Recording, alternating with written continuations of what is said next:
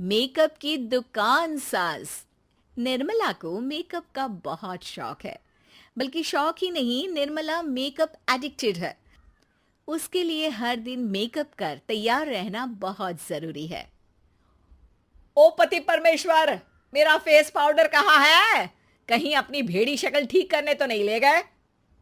मतलब उस पाउडर से सब यही करते हैं? हैं? मतलब क्या है तुम्हारा? मुझे भेड़ी शक्ल की बोलते हो? अरे ये तो तुम ही बोल रही हो, मैंने तो पाउडर के लिए बोला था। हाँ हाँ, सब जानती हूँ। मेरी सुंदरता से किलसते हो तुम। उसे मेकअप बोलते हैं। अरे कभी उसके बिना बाहर निकल कर देखो, खुद का बेटा तक पहचानने से मना कर देगा। निर्मला भड़कते हुए आगे कुछ बोलने ही वाली होती है कि तभी उसकी बहू माला कमरे में आ जाती है। अरे नहीं नहीं नहीं नहीं, गुस्सा नहीं मम्मी जी। गुस्से से मेकअप की ऐसी तैसी हो जाएगी, चेहरे पर झुर्रियां पड़ेगी सो अलग। हाँ सही बोल रही हो। मुझे ना इस बेवकूफ इंसान पर ध्यान ही नहीं देना चाहिए। ये वैसे भी मेरी खूबसूरत और जवान स्किन से किलसते हैं। अरे वाह, मेरी बूढ़ी घोड़ी और लाल लगाम, लगे रहो। ऐसा बोलकर रमेश हंसते हुए कमरे से बाहर चला जाता है, जहां उसे जतीन हॉल में बैठा मिलता है। पापा, आप क्यों सुबह से ही मम्मी की टांग खिंचाई में लग जाते हैं? मजा आता है बेटा। आज अगर बहू नहीं आती ना तो वार तो फिक्स थी। वैसे तुम यहाँ बैठे क्या गप्पे लड़ा रहे हो? ऑफिस नहीं जाना? ये कहकर रमेश ऑफिस चला जाता है और निर्मला अपना मेकअप पूरा कर सहेलियों से मिलने निकल जाती है। जहां से वो कुछ घंटों बाद घर वापस आती है तो माला उससे कहती है, मम्मी जी, मुझे करवा चौथ के लिए कुछ शॉपिंग करनी है। क्या आप मेरे साथ मार्केट चलेंगी? अरे ये तो मैं भूल ही गई थी। हाँ हाँ, अपनी उम्र छोटी करने में पति की लंबी उम्र करना कहाँ याद रहेगा। अब बहू, मुझे ना तुमसे ज्यादा शॉपिंग करनी है। कुछ देर रुको, मैं तैयार होकर आती हूँ। अरे सुबह से सजी धजी घूम रही हो, इसमें भी मार्केट जाने के लिए अलग से क्या तैयार होगी? अरे वो फ्रेंड्स के साथ किटी पार्टी वाला मेकअप था। मार्केट जाने के लिए अलग तैयार होना पड़ता है, तुम नहीं समझोगे। जी ठीक है मम्मी जी, पर थोड़ा जल्दी करना वरना मार्केट बंद हो जाएगी। निर्मला तैयार होने चली जाती है और माला उसका इंतजार करने लगती है। इस बात को पूरा 1 घंटा बीत जाता है, लेकिन निर्मला कमरे से बाहर नहीं निकल कर आती। मम्मी जी, बहुत लेट हो गया है, प्लीज जल्दी आइए ना। अरे आ रही हूं। कोई शांति से तैयार भी नहीं होने देता। ये कहते हुए जैसे ही निर्मला कमरे से बाहर निकलती है तो माला और रमेश उसे देखकर हैरान रह जाते हैं। अरे सिर्फ मार्केट जाने के लिए कपड़े, हेयर स्टाइल, मेकअप सब बदल दिया। अरे आखिर ऐसा कौन करता है?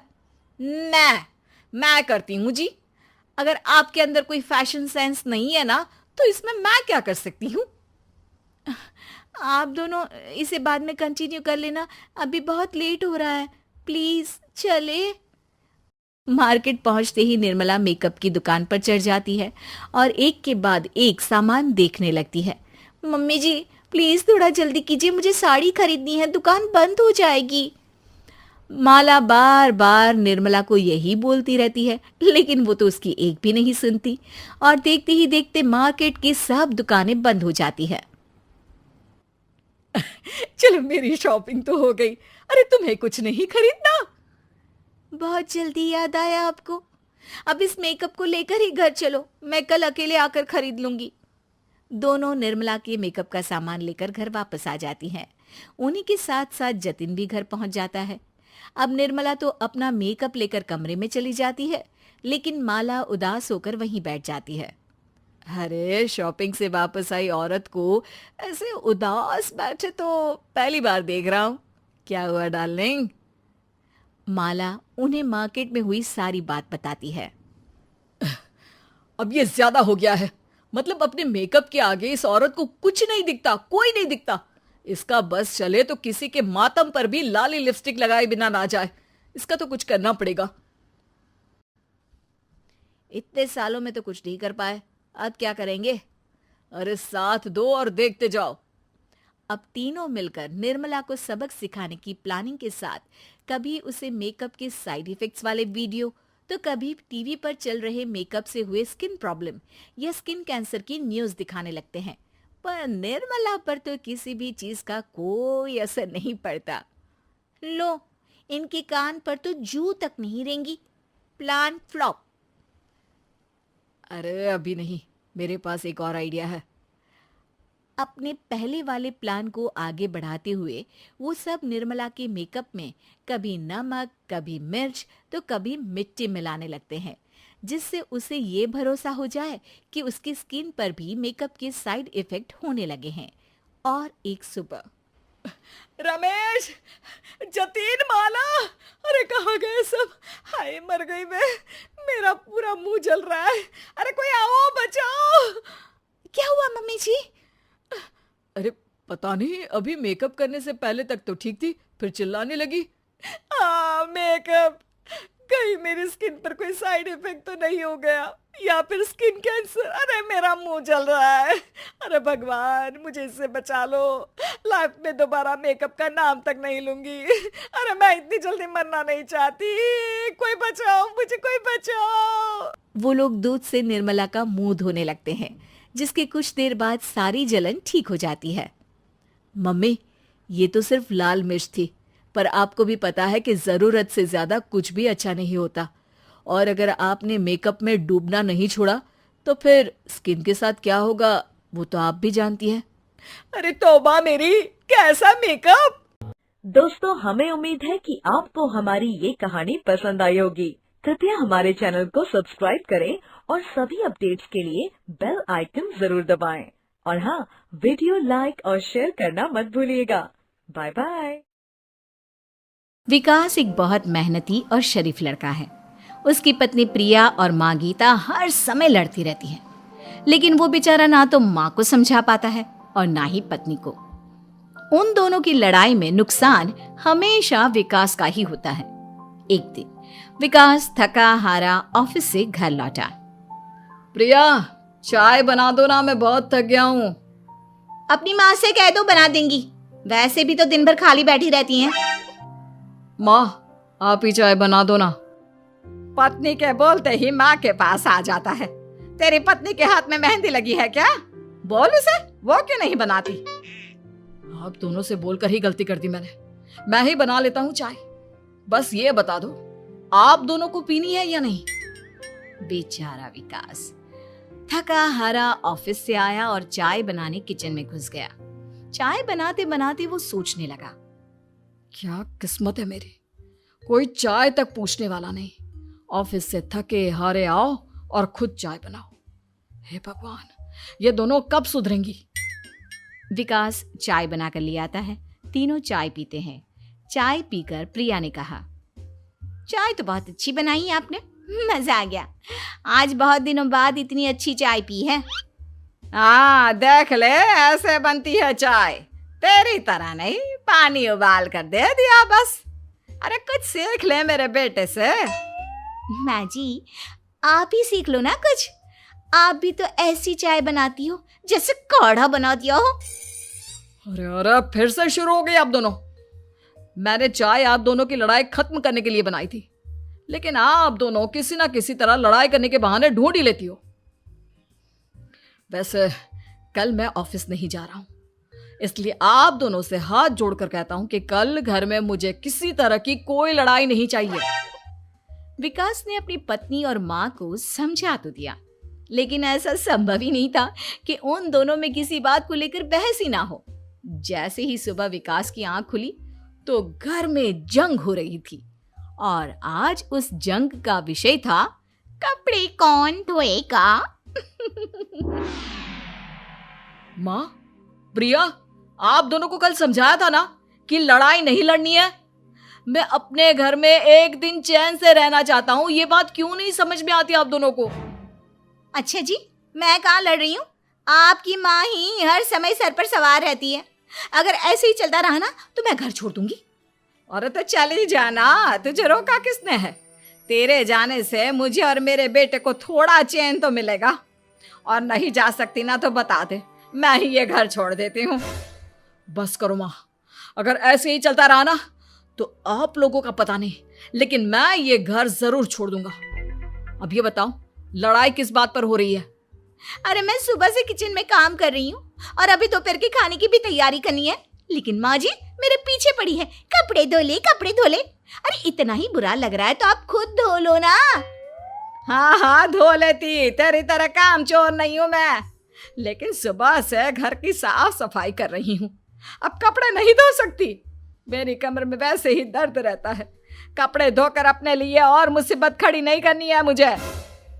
जब माँ और पत्नी का झगड़ा हद से ज्यादा बढ़ गया तो दुखी होकर विकास ने कहा, चुप रहो आप दोनों, चुप रहो, मैं हूं ना, आज मैं कपड़े धोऊंगा। माँ आप घर की सफाई करो और प्रिया जाओ तुम किचन में खाना बनाओ। बेचारा विकास कपड़े धोने चला गया। कपड़े धोते हुए सोचने लगा, क्या दिन आ गए, कपड़े धोने पड़ रहे हैं। अगर मेरे दोस्तों को या ऑफिस में किसी को पता चल गया कि मैं घर पर कपड़े धोता हूं, मेरी क्या इज्जत रह जाएगी। सोचा था आज ऑफिस की छुट्टी है, आराम करूंगा, लेकिन इस घर में आराम कहाँ। विकास के दिन ऐसे ही बीत रहे थे।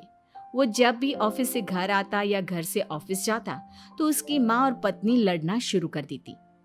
उनकी लड़ाई को शांत करने के लिए उसे कभी बर्तन धोने पड़ते तो कभी खाना बनाना पड़ता। एक दिन विकास ऑफिस में बहुत परेशान बैठा था कि तभी उसका दोस्त शिव उसके पास आया और बोला, क्या हुआ विकास, आज तुम बहुत परेशान लग रहे हो, सब ठीक तो है ना? अरे क्या बताऊं तुझे, क्या करेगा जानकर। बता दे क्या बात है, क्या पता मैं तेरी कोई मदद ही कर दूं।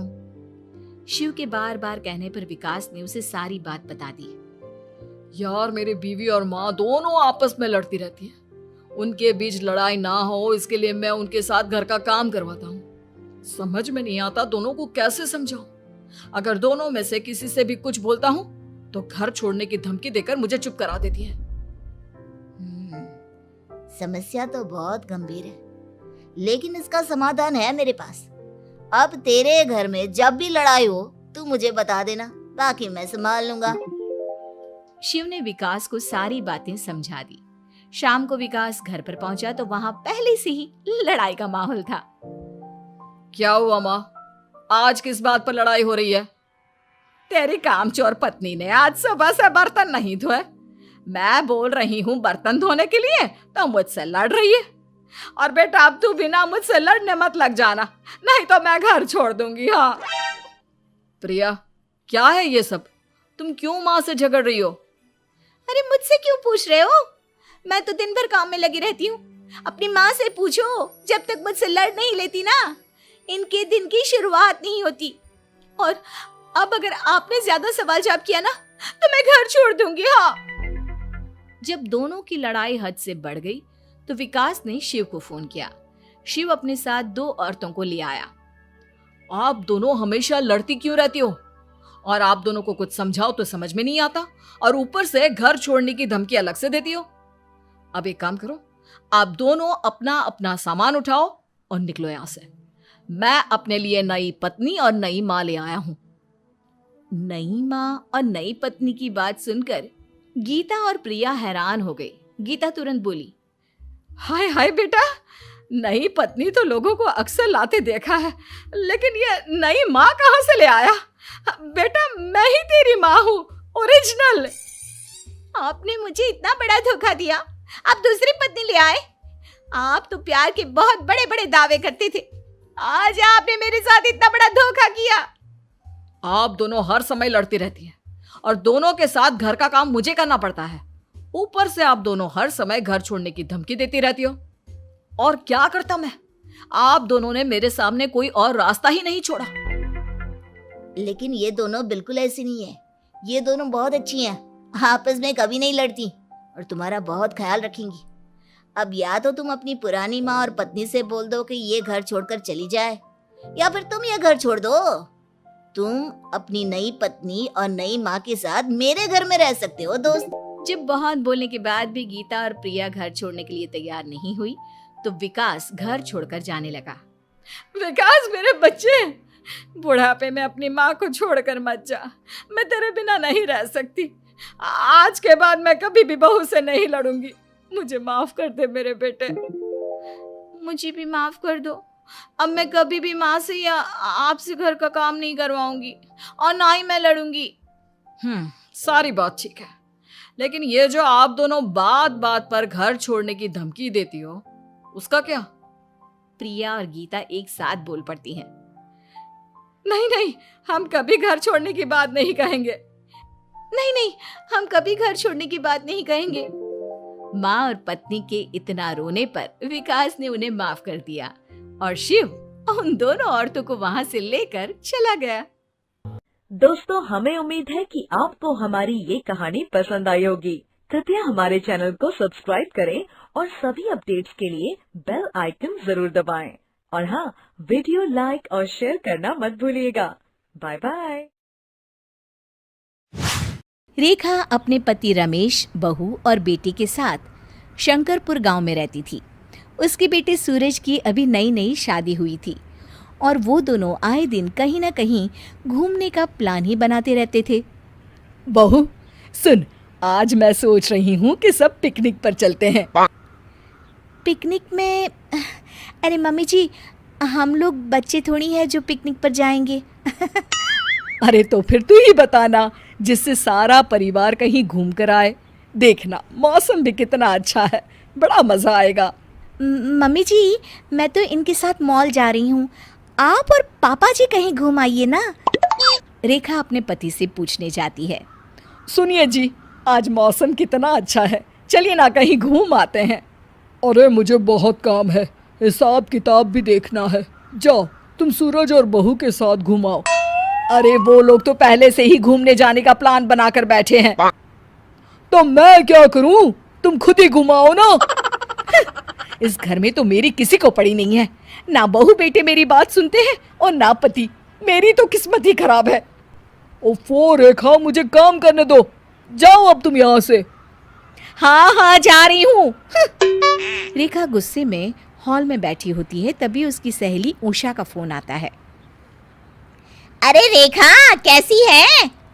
अरे क्या बताऊं, मेरा तो बड़ा ही बुरा हाल है। मुझ पर तो ना कोई ध्यान देता है, ना मेरी कोई बात मानता है। मेरी जिंदगी तो बेकार हो गई है उषा।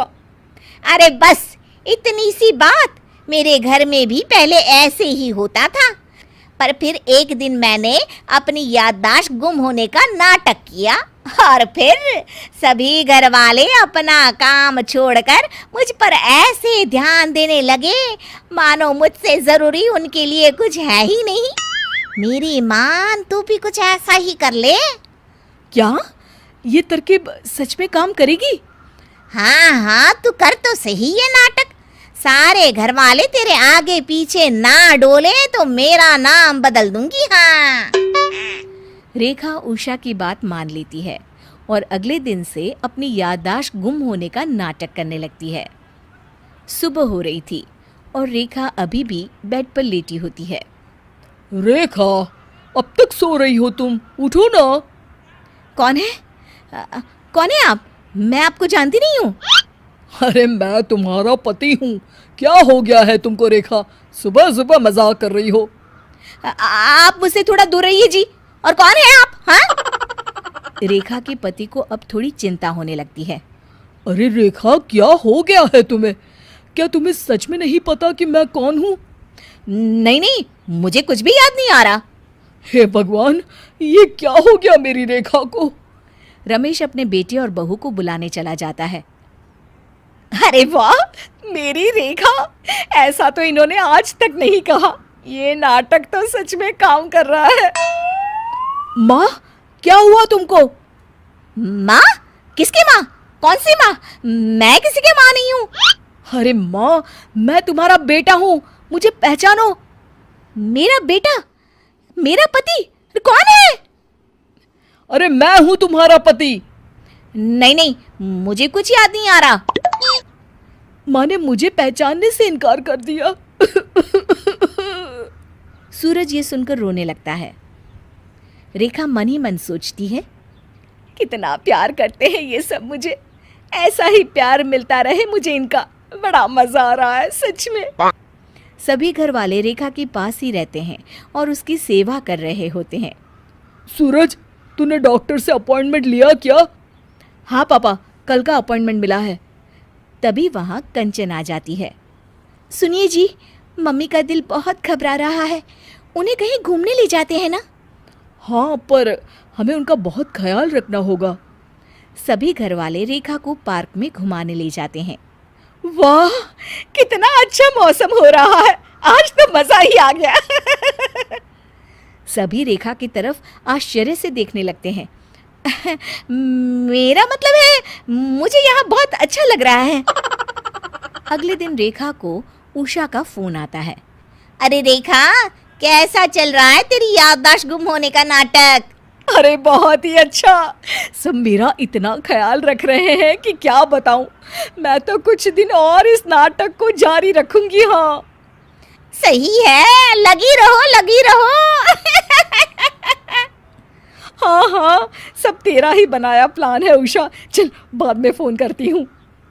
कंचन ये सब बातें सुन लेती है और अपने पति और ससुर जी को बताती है। ओह, तो माँ ये सब नाटक कर रही है ताकि हम उन पर ध्यान दे सके।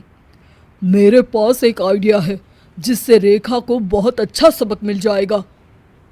शाम को रेखा बाहर हॉल में बैठी होती है और रमेश उसका सारा सामान पैक करके बाहर लाकर रख देता है।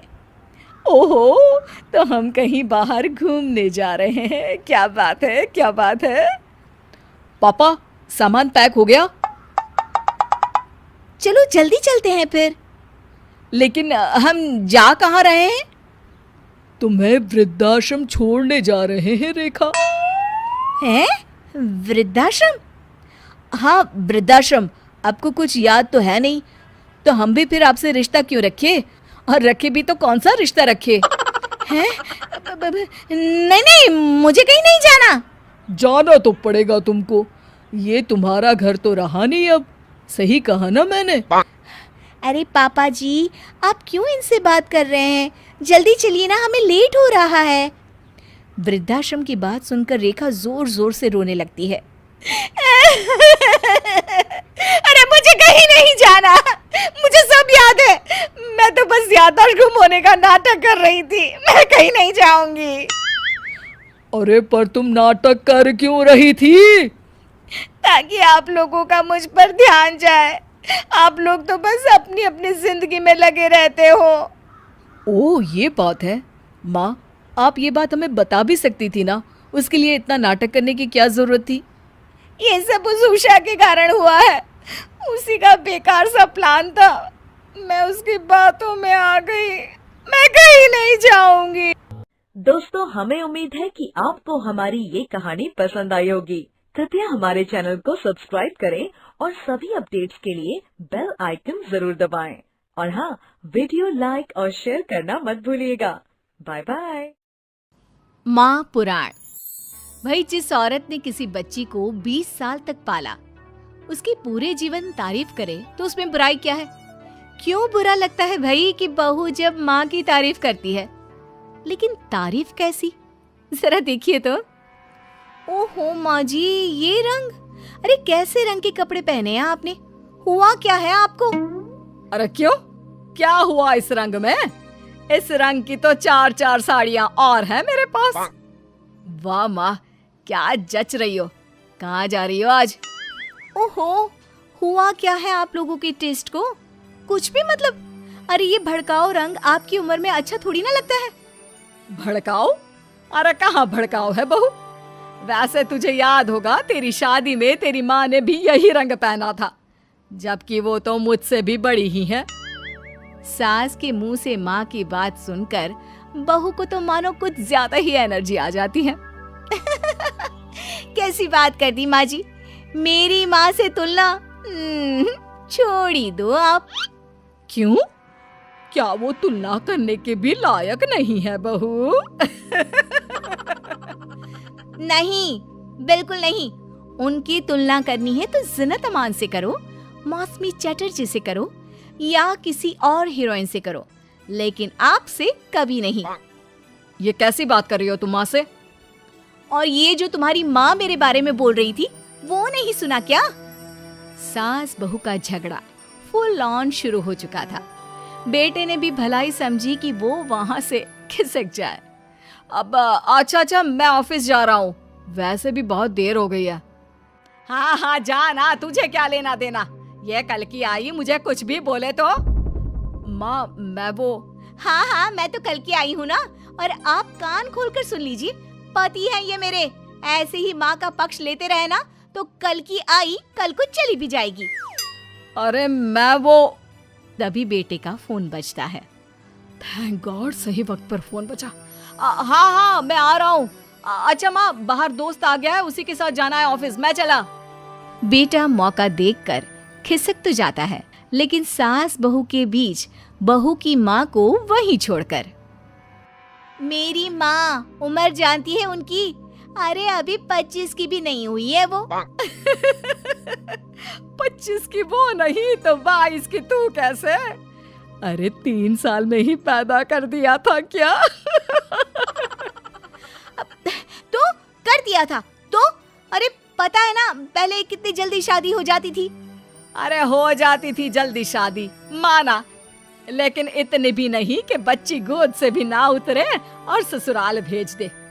अरे बहू तू ना बहुत बकवास करती है। अरे खुद सोचती भी नहीं कि क्या क्या बोले जा रही है। खैर, उस दिन का मैटर तो किसी तरह बंद होता है, लेकिन बहू के अंदर माँ का कीड़ा एक दिन फिर उछल पड़ता है। अरे ये क्या माँ जी, आज तो त्योहार है, कुछ और बना लेती। ये थोड़े से खाने से कोई त्योहार मनता है क्या? अरे देखो क्या क्या नहीं है, गुलाब जामुन, दही बड़े, 5 तरह की सब्जी, और तो और पुलाव, रायता। और माँ ये क्या है? बेटा ये घेवर है, देसी घी के, घर पर बनाए हैं मैंने।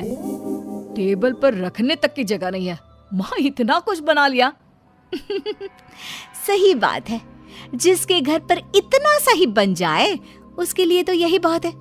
एक मेरी माँ को देखो, अरे त्योहार हो या आम दिन, इतनी वैरायटी बनाती है, इतनी वैरायटी बनाती है कि पूरे घर की जमीन कढ़ाई, कुकर और कटोरी से ही भरी रहती है। कम से कम 75 तरह का खाना बनाती है, 75 तरह का। सास बोलने ही वाली होती है कि बेटा माँ को शांत रहने का इशारा करता है, लेकिन सास तो भाई सास होती है, कहाँ मानने वाली। अच्छा तो ये बात है, तो बहू जरा ये भी बता दे कि इतना खाना वो कितने दिन में बनाती है और खाता कौन कौन है? बहू, जिसके फेंकने की सारी सीमा खत्म हो चुकी थी। खाता? अरे पूरा मोहल्ला खाता है, और माँ ये सारा 75 तरह का खाना सिर्फ और सिर्फ 10 मिनट में बनाती है। अब बताओ, कर सकती हो क्या तुलना मेरी माँ के साथ? बड़ी आई। नहीं नहीं बहू, मैं तो मान गई तेरी माँ को। अरे 3 साल की उम्र में बच्चा और 10 मिनट में पूरे मोहल्ले के लिए 75 तरह का खाना। ना जी ना, मैं तो तुलना करने का सोच भी नहीं सकती। सास के मुंह से ये बात सुनकर बहू तो मानो 7वें आसमान में पहुंच जाती है, और सास को बातों बातों में हराना, और वो भी जब सास झुककर इस बात को मान ले, ऐसा तो किसी भी बहू की जिंदगी में हो जाए तो। लेकिन जैसा कि हमने पहले भी कहा था कि सास सास होती है। सुन बेटा, ये बहू के साथ रहना और इसकी फालतू की बकवास सुनना, अरे मेरे तो कान खराब हो रहे हैं। ऐसा लगने लगा है जीवन में मैंने तो कुछ किया ही नहीं। अरे माँ, तू भी कहाँ उस पागल से तुलना कर रही है? जाने देना, तू तो खुद समझ रही है ना उसकी बात का मतलब। अरे हाँ बेटा वो तो है, लेकिन फिर भी मैं चाहती हूँ कि तू इसकी माँ को यहाँ बुला। वैसे भी कई साल हो गए हैं उनसे मुलाकात नहीं हुई। अरे जाने देना माँ, ये एक ही काम है क्या जो तू उसकी माँ को भी यहाँ बुलाने की जिद कर रही है? मेरा भी तो सोच, काम करना पड़ता है मुझे। नहीं नहीं माँ। लेकिन माँ की जिद के सामने बेटे की एक नहीं चलती, और वो सास को फोन कर देता है। उधर बहू लगी पड़ी है। मेरी माँ तो अपनी बहू के पैर दबाती है, पता है आपको? अरे बस कर बहू, अब नहीं सुनी जाती तेरी माँ की तारीफ। अरे बहू के पैर कौन सी सास दबाती है? यही तो बात है मेरी माँ की, मेरी माँ दबाती है। बहू अभी भी माँ की तारीफ कर रही थी कि दरवाजे पर खड़ी हो जाती है बहू की माँ। तुम कैसे माँ? हाय रे, मेरी बेटी हकली हो गई। कैसे बेटा? अरे चुप कर माँ, ये पूछ रही हूँ कि तूने ना फोन किया ना चिट्ठी। अरे बता तो देती कि आ रही है। अरे अब आ गई है तो अंदर बिठा, चाय पिला। क्यों बहन जी, कोई तकलीफ तो नहीं हुई ना आने में? तकलीफ?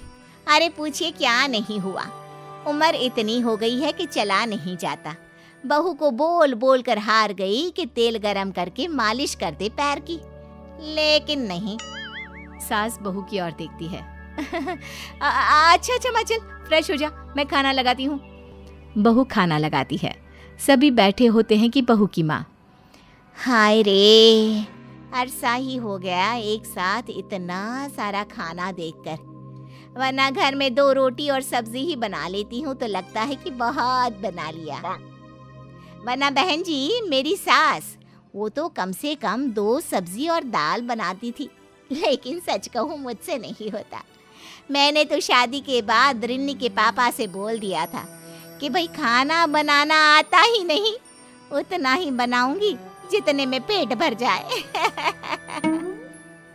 तो क्या सासू माँ, मोहल्ले वालों को आपके घर से खाना नहीं जाता था त्योहारों में? त्योहारों में खाना मोहल्ले वालों के लिए? अरे कैसी बात कर रहे हैं दामाद जी। उल्टा त्योहारों में तो मैंने कभी खाना बनाया ही नहीं। वो क्या है ना, मंदिरों का भंडारा लगता था, वहीं लाइन में मैं रिन्नी के पापा को बर्तन देकर खड़ा कर देती थी। अरे कई बार तो खीर रिन्नी ही भीड़ में आगे जाकर ले आती थी। बताया नहीं क्या बेटा ससुराल वालों को कुछ? क्या कहती रिन्नी बहू, चेहरा लाल और शक्ल पर 12 बजे थे। अब क्या बताए बहन जी, काम करने का शौक ही नहीं रहा, और आलसी तो मैं इतनी थी कि क्या बताऊं। रिन्नी को तो मैंने पैदा भी 43 साल की उम्र में किया। सब बोलते थे बुढ़ापे में बच्चा पैदा कर रही हो। अब तो बस सारी हदें पार चुकी होती है। बिना किसी से कुछ कहे रिन्नी बोल पड़ती है। माँ जी, मुझे माफ कर दीजिए, मैं तो बस मजाक करती थी आप लोगों से। चाहिए। दोस्तों, हमें उम्मीद है कि आपको हमारी ये कहानी पसंद आई होगी। कृपया हमारे चैनल को सब्सक्राइब करें और सभी अपडेट्स के लिए बेल आइकन जरूर दबाएं। और हाँ, वीडियो लाइक और शेयर करना मत भूलिएगा। Bye bye. मेरा पति चोर। हमारी आज की कहानी है साधना की, जिसके अरमानों में हमेशा से एक ऐसे लड़के की कामना थी जो एक ईमानदार इंसान हो। लेकिन शादी के बाद एक बात तो बताइए, रोज रोज इतने नोटों की गड्डी कहाँ से लाते हैं आप? नौकरी में क्या इतनी कमाई हो जाती है? अरे यार, क्या है तुम्हें? तुम आम खाओ ना, गुठलियां क्यों गिन रही हो? 1 साल में साधना को बेटा होता है। तब सिद्धार्थ उसे सोने की चेन गिफ्ट करता है। ये लो, सोने की चेन, मेरी तरफ से तोहफा। आह, इतनी महंगी चेन कहाँ से लाए? सिद्धार्थ उसे कुछ बोलता उससे पहले ही घर में पुलिस आ जाती है और सिद्धार्थ को चोरी के इल्जाम में पकड़कर ले जाती है। 4 महीने बाद जब सिद्धार्थ घर आता है तो उसे घर के टेबल पर एक चिट्ठी मिलती है। साधना ने लिखा होता है कि वो अपने बेटे को पिता की तरह चोर बनता नहीं देखना चाहती है, इसलिए वो उसे छोड़कर जा रही है। ये पढ़कर सिद्धार्थ की आंखें भर आती है। वक्त अपनी चाल चलता है और एक दिन साधना, बेटा तू पूरे 14 साल का हो गया है, अब आगे की पढ़ाई कठिन होगी, तू सिर्फ पढ़ाई पर ध्यान देना, ठीक है? हाँ माँ, लेकिन मुझे अच्छा नहीं लगता कि तू इतनी कड़ी मेहनत करती है। तो कुछ बन जाएगा तो मेरी ये सारी मेहनत सफल हो जाएगी। अच्छा चल, मैं काम पर जा रही हूँ, शाम को आ जाऊंगी। तू खाना खा लेना और पढ़ाई करना, ठीक है? माँ के जाने के बाद वैभव पढ़ने बैठ जाता है कि तभी घर में एक आदमी आता है। कहाँ है तेरी माँ? घर का किराया 5 महीने से नहीं दिया है। आज किराया नहीं मिला तो घर से धक्के निकाल कर बाहर कर दूंगा माँ बेटे को। माँ तो काम पर गई है, 1 हफ्ते का मौका दे दीजिए ना, मैं आपके सारे पैसे दे दूंगा। ठीक है, मैं पूरे 1 हफ्ते के बाद आऊंगा, लेकिन हाँ, तभी खाली हाथ नहीं जाऊंगा। या तो पैसे या तुम दोनों घर के बाहर। वैभव सोच में पड़ जाता है कि वो क्या करे, कहाँ से पैसे लाए, लेकिन कुछ समझ नहीं आता। शाम को साधना घर वापस आती है। वैभव, तेरी ट्यूशन और स्कूल दोनों की फीस भर दी है। हाँ माँ, वो तो मुझे पता है। तू किसी को पैसे दे ना दे, मेरी पढ़ाई के पैसे हमेशा वक्त पर दे देती है। चल सो जा, कल जल्दी उठकर मुझे काम पर जाना है और तुझे स्कूल।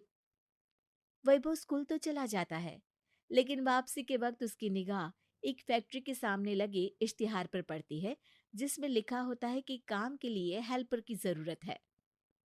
अ, मुझे अंदर जाना है, मैं काम के लिए आया हूँ। फैक्ट्री का दरबान कहता है। लेकिन बच्चे, यहाँ 18 साल के कम के लोग काम नहीं करते हैं। तुम तो स्कूल जाते छोटे बच्चे हो। किसने कहा? मैं 18 साल का इसी साल हो गया हूँ। वो तो मेरे पास कपड़े नहीं है ना, इसलिए ये अपने स्कूल के कपड़े पहन रहा हूँ। हाँ, देखने से तो तुम 14 या 15 साल से ज्यादा के नहीं लगते। पर कोई नहीं, मैं तुम्हें मालिक से मिलवा देता हूँ। दरबान वैभव को लेकर मालिक के पास जाता है। मालिक, जो कि कोई और नहीं बल्कि वैभव का पिता सिद्धार्थ ही होता है। ओ बेटा, तुम तो बहुत छोटे हो। अब नहीं नहीं, मैं पूरे 18 साल का हूँ, कल ही हुआ हूँ। अरे बेटा, क्यों काम करना चाहते हो? देखो, तुम्हारे माता पिता ने तुम्हें स्कूल में डाला है। वो लोग मेहनत कर तो रहे हैं, तुम पढ़ाई पर ध्यान दो ना बेटा। वैभव सिद्धार्थ की बात सुनकर रोने लगता है। मैं पढ़ाई करूंगा और पूरा दिल लगाकर करूंगा, पर सर, मुझे अभी इसी हफ्ते 4,000 रुपये घर के मकान मालिक को देना है, वरना वो मुझे और माँ को घर से बाहर निकाल देगा।